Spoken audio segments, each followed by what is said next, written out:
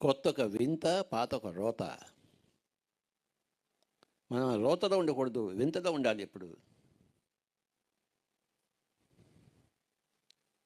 కొత్త కొత్త పుస్తకాలు చదవాలి. అక్కడ బోల్డ్ పుస్తకాలు ఉన్నాయి, చదవాలి. ఎవరి కోసం పెట్టారు పుస్తకాలన్నీ?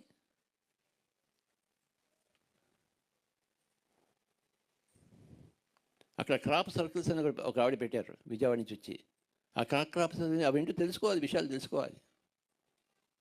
ఎందుకు పెట్టారు మీరు? ఏం లాభం ఉంది దీనివల్ల మాకేం లాభం అని కనుక్కోవాలి. అక్కడ ఎన్నో షాపులు పెట్టారు, అవన్నీ పోయి కనుక్కోవాలి. ఎందుకు పెట్టారు, ఏంటి సంగతి, మాకేం లాభం ఇందులో, ఏంటి కొత్తది ఉంది? ఈ క్రాప్ సర్కిల్స్ అంటే ఏంటి, ఆ క్రిస్టల్స్ అంటే ఏంటి, ఆ పిరమిడ్ అంటే ఏంటి తెలుసుకోవాలి, కొత్తది. మన వాస్తవానికి మన మీద